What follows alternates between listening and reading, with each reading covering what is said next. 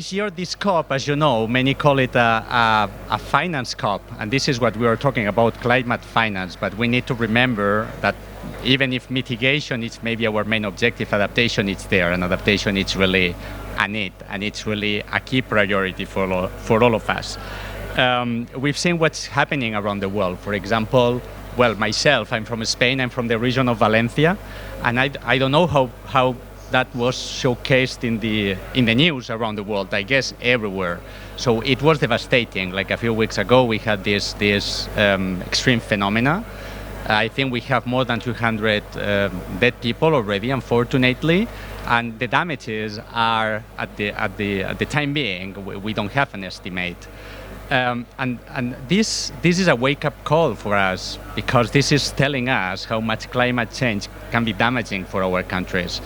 Just today, this morning, I was reading in the Spanish press that this event, they have made the calculation and they realize that this is an event that should happen only once every 1,000 years. 1,000 years. So think about that. And in many instances, this is because of climate change. I think our colleagues from the Caribbean knows very well what climate change and what tropical cyclones and extreme weather phenomena can do. And I think my colleagues or my fellow citizens in Spain, they are learning about it the hard way. Again, as I'm saying, in the Caribbean, as well in the African region, we had, for example, drought event this year. It was this year, yes, with Zimbabwe, Malawi, Mozambique, all suffering quite, Zambia all suffering quite a lot. What's the response? One of these, obviously we are all trying to help, but the 11th TDF Disaster Risk Reduction Program is one of the responses. This is a program very, very dear to me because, when I arrived to Brussels 5 years ago, it was my first endeavor. So I worked a lot with our colleagues from the OACPS and many other colleagues to construct this. Look at this, I don't know how you say that in English, this poster. And you see the number of implementing partners, UNDP, GFDRR, the World Bank, the African Union, the African Risk Capacity, WFP. So crazy. And we are working in 3 regions, the whole OECD region, African, Caribbean, and the Pacific. So it was really, really complicated to put this in place. But I think that now, after a few years, we're seeing the results. So, for example, I was talking about the droughts in Zimbabwe and Zambia and Malawi.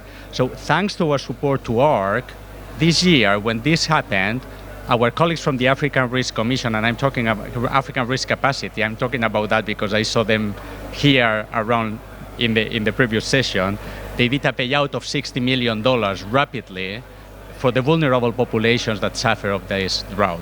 And this is in part thanks to this program that we have put together. They told me before starting that I only had 3 minutes, so I don't know where I am, but I just going to, 3 minutes already, so I'm going to be very fast because I need to talk a bit about climate finance, obviously, just to say, as you know, that the European Union, and this is the Commission, the European Union member states, our development banks, we are the biggest donor in terms of climate finance. We just got out the numbers for 2023. So basically, we are contributing with 28.6 billion. And I'm saying this because a huge part of this money is for adaptation. So if the numbers I'm reading are correct, and I know they are, more than 11 billions of this 2023 climate finance figure goes to support climate change adaptation. My last message, I think my colleagues from the European Commission are around, and they are, most of them, talking in different panels. Our big strategy for the future is the Global Gateway. I think you have heard about it. It's about a new offer for our partner countries, 300 billions. We are doing that with all our member states together. We call it a Team Europe approach. So you will be hearing a lot about Team Europe initiatives in many panels. This is our way of working. We work together with our member states, and we are trying to put some projects in place. This is what we are calling the Global Gateway flagship projects. So I will stop here because I think I ran out of time already. Thank you so much. Bye. Thank you, Mr. Montfort. Now that you have left 1 minute for Mr. O'Reilly Lewis. Mr. O'Reilly Lewis is a fellow Vincentian, a colleague, a brother, a friend, who I've known for many years, from since secondary school days. He left St. Vincent many years ago to join the Caribbean Development Bank to advance his professional career, and he's now Director of Projects at the CDB, and it gives me great pleasure to invite to the podium Mr. O'Reilly Lewis to do your 3-minute presentation.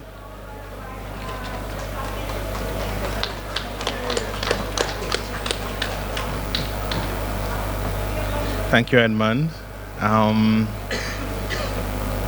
Panelists, esteemed panelists, fellow development practitioners, good afternoon. It's good to have the privilege to be here with you this afternoon.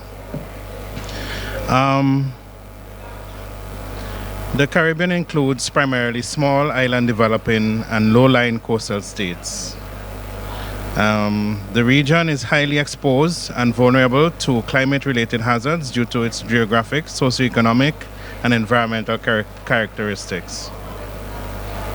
Caribbean countries are already grappling with the increasing intensity of extreme weather events, declining freshwater availability, and rising sea levels, which lead to coastal erosion, flooding, and saltwater intrusion of freshwater aquifers. Climate change projections suggest an intensification of these risks over the upcoming decades. These impacts threaten agriculture production, food security, water systems, tourism, and infrastructure, creating significant economic challenges that strain public finances, private balance sheets, and employment prospects. These vulnerabilities are not unique to the Caribbean. Similar challenges are being faced by other developing countries within the Organization of African, Caribbean, and Pacific States, whose developments are hindered as they stand at the front line of climate change and disaster impacts. In this context, I would like to underscore 2 important points. First, the magnitude of climate and disaster risks demands strategic partnerships. No one organization or entity can address these challenges alone. I therefore echo the Assistant Secretary's call for strategic partnerships and collaboration on climate disaster and disaster resilience. The Presidency's theme for COP22, Enabling Action, Enhancing Ambition, aims to secure a consensus on a fair and ambitious new collective quantified goals on climate finance, operationalize the fund for responding to loss and damage, align nationally determined contributions of parties to the 1.5 degree target, and call on developed countries to fulfill their commitment to doubling adaptation finance by 2025. To achieve this ambitious outcome,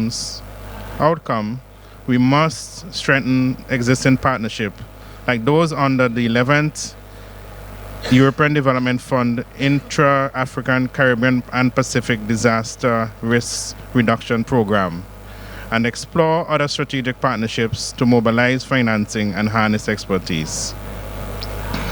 Let me take this opportunity to express CDB's deep appreciation for this partnership. Our mission for reducing poverty and transforming lives through sustainable, resilient, and inclusive development is inseparable from the need to address climate and disaster risk in the Caribbean. Initiatives like this are essential to help us achieve our mission. The second point I want to speak to is that we need a holistic approach for climate and disaster resilience. This approach involves embedding disaster risk reduction and climate considerations into national and regional development strategies, ensuring climate-proof infrastructure, sound macroeconomic policies, and the adoption of renewable energy and energy efficiency practices. Let me reiterate that climate change and disasters pose an existential threat to our lives and livelihoods. Decisive actions are essential, and our best path forward is through collective coordination and collaboration, both regionally and internationally. Together, we can build a more resilient and sustainable future. Thank you. Thank you. Thank you very much, Mr. Lewis. Ladies and gentlemen, my time at the podium here is done. I would like to thank our three panelists, ASG Crystal Platt, Jose Edo Montfort, and Mr. O'Reilly Lewis for their pertinent remarks on the disaster risk reduction program.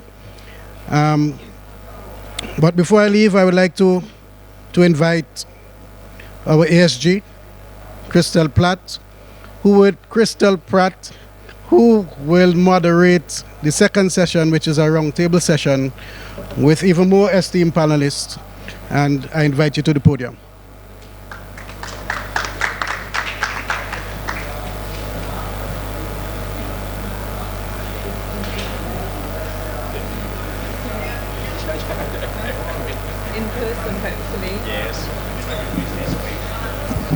Well, could we give a round of applause for Edmund Jackson, who managed that first session extremely well. We're now moving into the second segment of this side event, and so I'd like to invite to the front Ms. Valerie Isaac from the Caribbean Development Bank. Valerie is the Caribbean Development Bank's Division Chief for Environmental Sustainability, for their Environmental Sustainability Unit, and inviting Dr. Pendo Maro, who is the Technical Assistance, the Team Leader for the TA for the DRRP to OACPS. And last but not least, Ms. Lisa Kingsbury from the Pacific Community from SPC. Lisa is the DRR Communications Director for the SPC. Am I meant to stay here? Shall I go there? It might just be nicer, do you think? Thank you.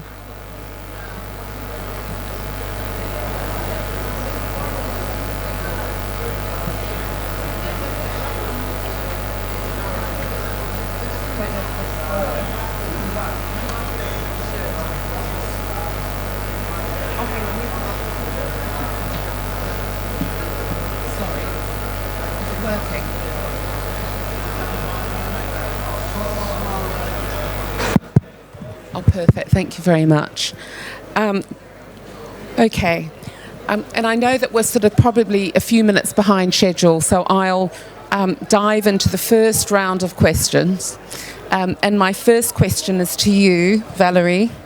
As an implementing partner, the Caribbean Development Bank, what is the value of partnership and collaboration through the DRRP in building disaster and climate resilience in the Caribbean? Thank you, Crystal. I just want to start by saying in the Caribbean, we're really dealing with the reality of, in just a matter of hours or days, natural hazards can reverse all of the hard-earned development progress. The region, as O'Reilly was saying, made up of very small, vulnerable economies, and we face frequent natural hazard events. Disasters, and the disasters don't just set us back, but they drive communities into poverty.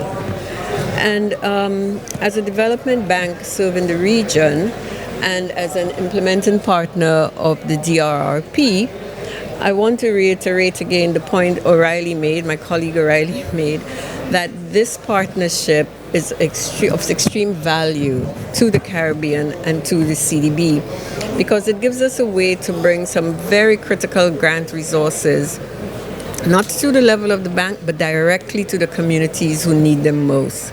It gives an opportunity to advance the climate change adaptation, which we stress is a priority for the region.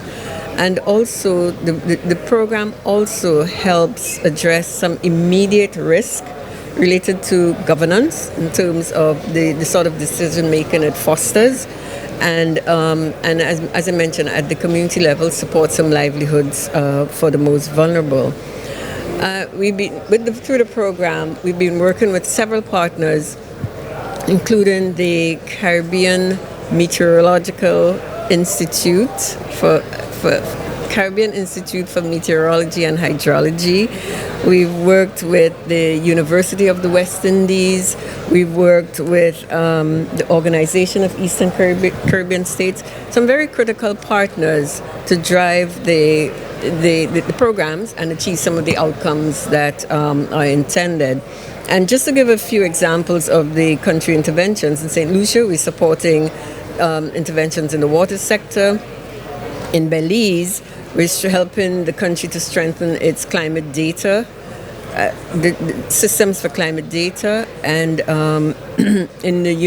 with the university, again, we're supporting decision-making tools, the development of decision-making tools. But an important thing is that DRRP is not just about funding, because we always have to think beyond the finance. Finance is one thing, but beyond the finance. And most importantly, and we heard several of the speakers from the earlier sessions say it's about creating connections, it's about building partnerships, it's about sustainability. Right? But the dependence that I think O'Reilly spoke about that we all need if we want to get the sort of outcomes that we want in terms of building resilience throughout the region. Thanks. Thank you very much, Valerie, and we'll come back to you in a moment. But I think I was quite struck by the fact that CDB is not doing this alone in the region, and in fact, have 3 quite significant regional partners in CIMH, UWI and OECS, and I think that this is this nested collaboration that we really look forward to and foster under these intra-ACP programs. If I could now turn to you, Pendo, and as the team leader for the DRRP, Technical Assistance to the OACPS, how can the program ensure long-term resource mobilisation and access to climate finance, and particularly to sustain DRR and climate action in OACPS countries, the emphasis of in OACPS countries? Thank you. Thank you very much, ASG. Maybe I'll remove this. Thank you very much, ASG, and good morning, good afternoon, Excellencies, ladies and gentlemen. So, to answer this question, ASG, I'll speak about 2 key things. As a key general objective, the program is strengthening the resilience, first of all, the capacity of the OACPS countries via the regional programs. I think on this poster they're here, and some of the members are here with me on the panel, and also via the OACPS Secretariat as a delivery partner of the Green Climate Fund. So one way is building the capacity of the countries to carry out technical assistance to provide or to access financing. So my question was how to access financing. Secondly, and more specifically, as far as this program is concerned, we have carried out an assessment of all the OACPS countries using a multi-index approach, using 3 vulnerability indices. So one is the multi-dimensional vulnerability index of the UNDP, the OACPS multi-dimensional vulnerability and resilience index, and the EU's Inform Risk Index. And what we did, we used the 3 to create a multi-index approach and came up with a list of vulnerable countries. Based on that, then we did a mapping of how many of these countries are receiving funding from the Green Climate Fund for project proposals and or for readiness. So the 2 things.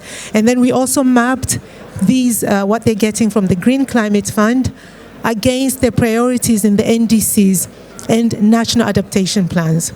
So the findings of this study, and why am I saying this, show that of the vulnerable countries, not necessarily all of them are receiving financing from the Green Climate Fund. So that's one. Number 2, we found that about 60% of the Caribbean countries were actually receiving financing from the Green Climate Fund for readiness projects. So this is based on our methodology. Whereas about 30% of Africa and Caribbean Pacific countries were receiving green climate financing for readiness. So here we can make two observations. One, either the Caribbean countries are stuck on readiness, and there is probably an issue there with projects, creating project proposals to move further to projects, or our methodology needs a bit more variables to maybe capture other items which are missing, or the African and the Pacific countries have moved beyond readiness, or they don't have enough capacity to access more financing for readiness. So these are the kind of just observations we can make, and these, as a next step, and another finding was that the Green Climate Fund was funding the priorities of the NDCs and the national adaptation plans. So there was a correlation. So in terms of conclusion, and to answer your question more directly, ASG,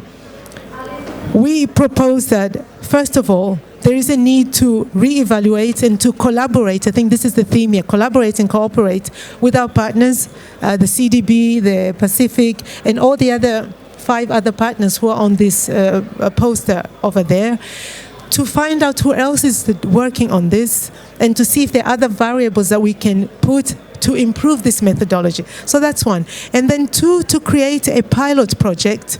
And here I would make a concrete proposal, with your permission. Obviously, you're our ASG. OACPS is the delivery partner of the Green Climate Fund. So we can work with the regional organizations who are also delivery partners or accredited entities.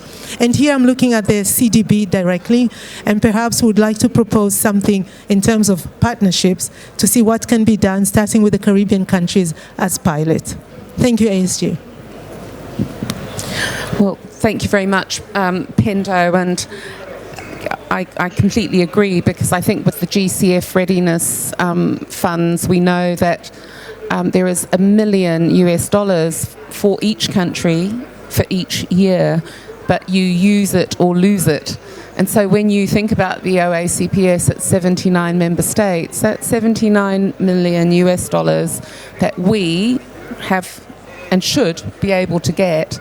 But we need to just be much more coordinated and much more collaborative to ensure that we get those resources that are rightfully ours. So it's just something to build on Pendo's comments, and it requires collaboration and coordination with our regional agencies, and then of course those regional agencies with our member states.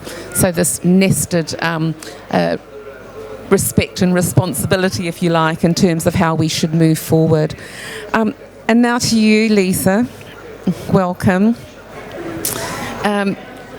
Disaster risk reduction, the disaster risk reduction program resources that have been provided to the Pacific Island region, or the Blue Pacific, they're being used to help reduce the impacts of disasters. So as an implementing partner, the Pacific community, how is the DRRP making a difference in the Blue Pacific? What key outcomes or expected results would you like to highlight? Thank you. Thank you, and to my esteemed colleagues on the panel and those of you excellencies in the audience, all protocols observed. I'm Lisa. I'm with the Pacific community, where that little logo on the banner. And I've had the pleasure of working with Christelle in many different ways over many years. To give context, the Pacific community is a member-based organisation. We cover 27 members, but of that, 22 Pacific Island countries and territories. So the work through this program supports 14 Pacific Island countries plus Timor-Leste, which isn't a member of SPC, but we have a relationship directly with them, and hopefully at some point will be a member. In terms of the work that we do, we've worked alongside governments for many, many years in this space. If you look back pre-2000, we weren't coordinated, we didn't have a regional approach to disaster risk reduction, disaster risk management. We have cases where governments didn't have even an office managing disaster risk preparedness work. And so you now look at where we are today, every country has it as a priority. The Pacific has actually been the leading region in the development of an integrated framework for resilient development, which integrated both preparedness and climate response. And this was launched in 2017 and is in full implementation. This has been in many parts as a result of what was EDF 10 through our large-scale implementation of a program called Building Safety and Resilience in the Pacific. So if we look at how this work has meaningfully contributed to preparedness and preparation, it's been immense.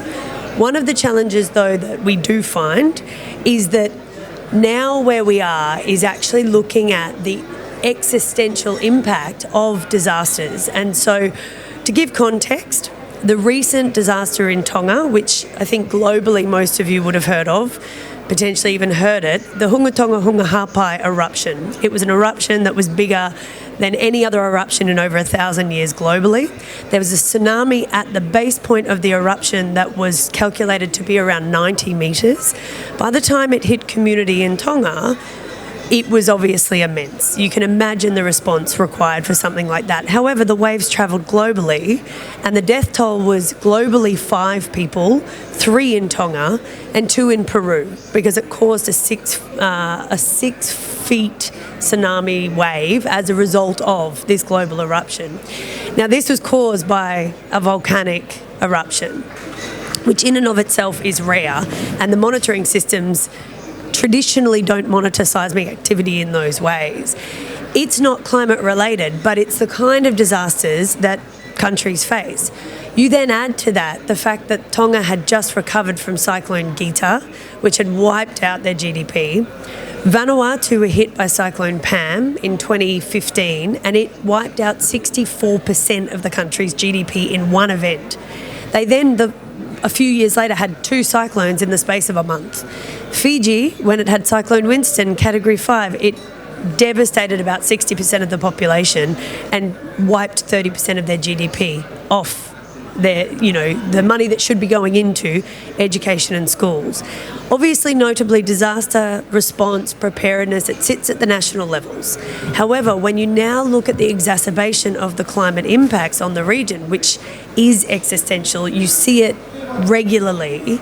The country is, similar to those of you on the panel, is investing in response and recovery and more preparedness and investment in infrastructure and things that can help reduce loss and damage, but it means it's taking it away from education and health. And so when you look at ODA, and particularly the aid framing of finance, what we really need is an increase of new and additional financing that increases the amount of response preparedness that we can do to reduce it now. And so that's a really critical thing for the Pacific. We're exceptionally vast across 28 million square kilometres, and so that investment in preparedness is exponentially needed at scale. And in response to the climate finance element, we in the region have only been able to access 0.22% of global finance commitments, noting that our countries are on the front line. We have 3 of the 4 completely exclusive atoll nations, and it is a capacity issue which SPC is working significantly on, and there's definitely partnership elements there for sure. But this work has been immense in terms of preparedness. We wouldn't have had scenarios where only 3 people died at an event like Hunga Tonga Hunga Hapai, and we've got preparedness in place if it wasn't for this work. But we also need to expand approaches towards what we're facing and already facing for the future of preparedness in an effective way moving forward. Thank you, Lisa, for really covering a huge amount of ground and time and space. But I'd just like to give to each of the panellists perhaps a 30-second soundbite on what you've heard this far, to just perhaps provide responses or add to some of the comments or highlight some of the comments that you've heard from each other. So Valerie, I'll start with you.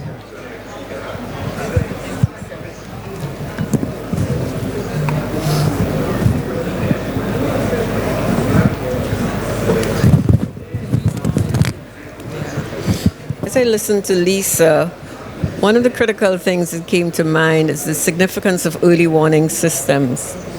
And this is one of the programs. I'm not going to call it a project because it's something that is ongoing and needs to be consistently managed and implemented by countries.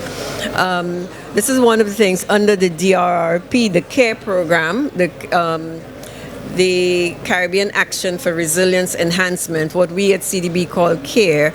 This is one of the areas where the financing under CARE would be applied to build early warning systems or to strengthen early warning systems, multi-hazard early warning systems in the region. So that was an important thing that I noted and I wanted to make a comment on. It talked about capacities, and limited capacities still remain a challenge, not just for across the regions that are being served.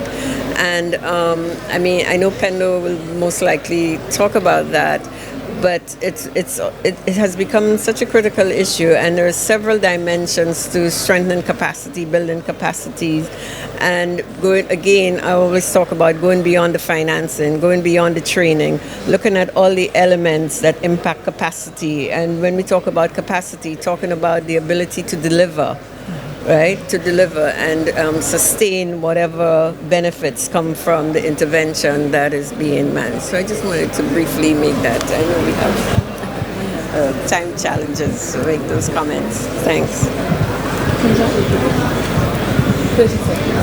Thank you. Thank you, ASG.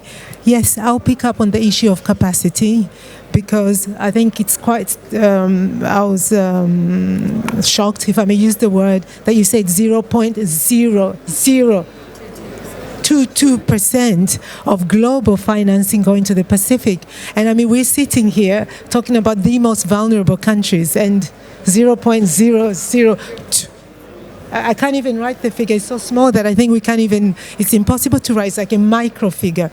And I think, and you mentioned capacity. So I think there is a case for us to perhaps look at capacity. And in terms of capacity, I join Valerie. It's capacity supplementation, capacity strengthening, capacity building, because once you've built it and you've gone, maybe the capacity goes too. So you might still need to supplement it. And we are having a bit of an experience on that. Even after the money has been accessed, there's still an issue of capacity. Like you said, I think delivery was the word. And how then do you implement the projects if you don't have enough capacity at that level? I'll stop there. Thank you, ASG.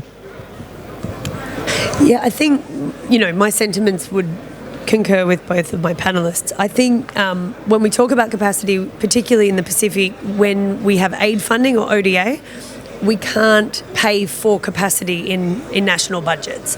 However, climate finance and climate change is additionality to the challenges that we face, and we have small population. We're spread across 28 million square kilometres, but our population is small in comparison to most other parts of the world. So this will always be a special circumstance and a unique case for the Pacific and other small island developing states more broadly. So I think flexibility and predictability of financing, but actually being able to invest funding in resources to support climate finance at national levels is really critical, which isn't necessarily being met at present through the different funding modalities because of the way that it's structured. Well, thank you very much, because I think that those quick sound bites really, you kind of stole my thunder, simply because the second part of the questioning was going to really be around capacity. So you, in fact, all have, what do you call those? Crystal balls. And so we've been able to do quite well in terms of time. We've got 11 minutes. 11 minutes, so that's 11 precious minutes, and I'd like to be able to just look to you in the audience, to the distinguished delegates that have taken time to join us here at the side event, and to invite any questions that you may have of the panellists. So the floor is open. And even you, O'Reilly, if you want to say something, you're more than welcome to.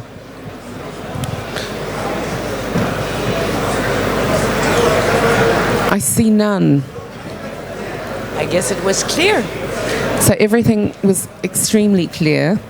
But I think if I may, then would you like to add anything else? Have you got any burning things? Because I know all three of you have quite a lot to share.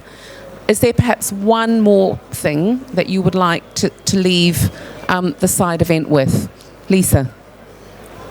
So this might be a little bit bold, but when we talk about climate finance, and Christelle, you talked about, the 79 million, use it or lose it, and we talk about absorptive capacity to take on funding. When we have big disasters, all of this money goes into a response.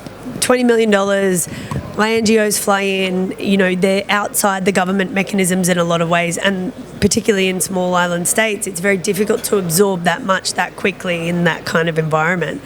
But if we were to invest that 20 million in, say, a trust fund before a disaster occurs, so that the country can use it based on their own priorities, how they make their own decisions, and allow both success and failure, because that's where empowerment comes from, when you own your own resourcing and make the decisions in appropriate ways.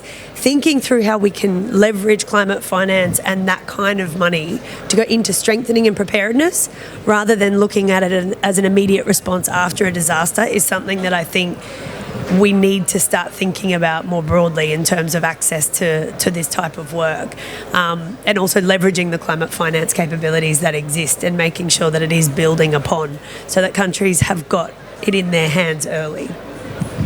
No, thank you very much, Lisa. And I think, really, again, the Pacific's shown great leadership in this regard with their Pacific Resilience Facility, which does go some ways to really providing the opportunity, but for smaller quantum, for communities where it really matters, for communities at the front line. And so thank you for that point. And I think your comment really again goes to this need for how we and why we collaborate, why we cooperate, and how we complement each other, but also the need for coordination and that nested coordination from community level right up to the global level, and we all have such important roles to play in that respect. But Valerie, would you like to either leave us with a point that adds to Lisa or sits alongside and complements what she's saying, please?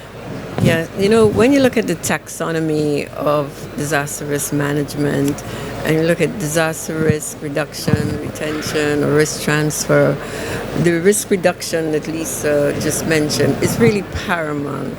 And at the bank, we've also have financing, set aside financing to support ex-ante interventions by our client countries.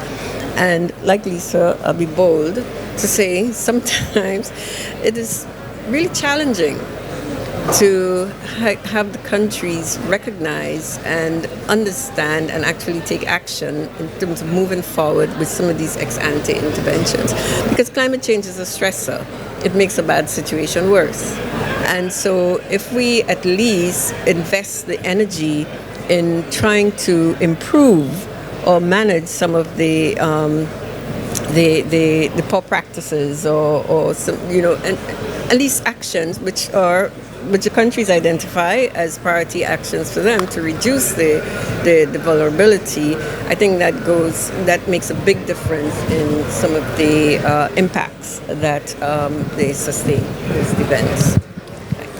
Thank you, Valerie. And I'm just reminded of a particular ratio, and you might correct me here, Valerie, but there have been studies and this metric of for every dollar invested now in risk reduction, you save $7 to $12. I think that number shifts depending on the research that's been conducted. But nevertheless, I do, and I completely agree that we've really got to focus on prevention. Because there will always be natural hazards and there will always be, unfortunately, climate change, at least in our lifetimes. But there are certain things that we can do to reduce those economic costs and losses going forward by actually being a little bit more proactive in disaster risk reduction measures. Pendo, your one last thing that I didn't ask you, please. Thank you. Thank you very much, ASG. So I'll just reiterate what has already been said and boldly ask here today if we can start with the working group sessions that we agreed to at the first Global Program Steering Committee on climate finance, accessing climate finance. And I would also ask the CDB if we can work with you specifically for the Caribbean to start as a pilot. And I would ask the Pacific community if we can collaborate with you for the Pacific regions on something specific to work at the country level on this multi-country approach. So we can try to build that capacity or to strengthen or to supplement or to complement to access the finance for the preventative work that you were talking about. So this will be my bold and last statement. Thank you very much, ASG. So thank you to all three for being bold. And have you noticed something?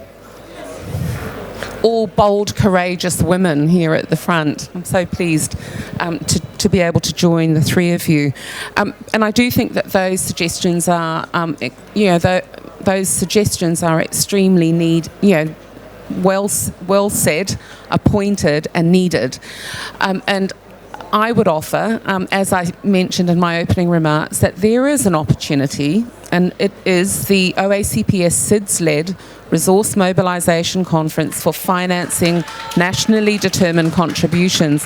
And so this collaboration that will continue and strengthen is such a wonderful opportunity. How do we really access resources, identify what they're needed for, and then actually support our countries to get the action that's needed on the ground to make a difference to our countries and our communities. And so with that, I think that we've also not surpassed 3 o'clock, and I've just been given a perfect signal.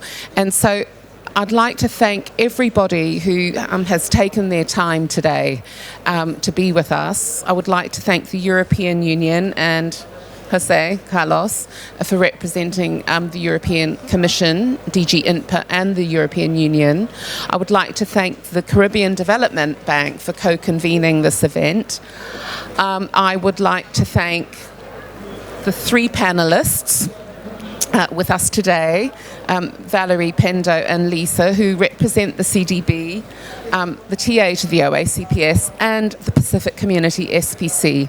And I would like to thank each and every one of you. So let us end with a little bit of energy and moving.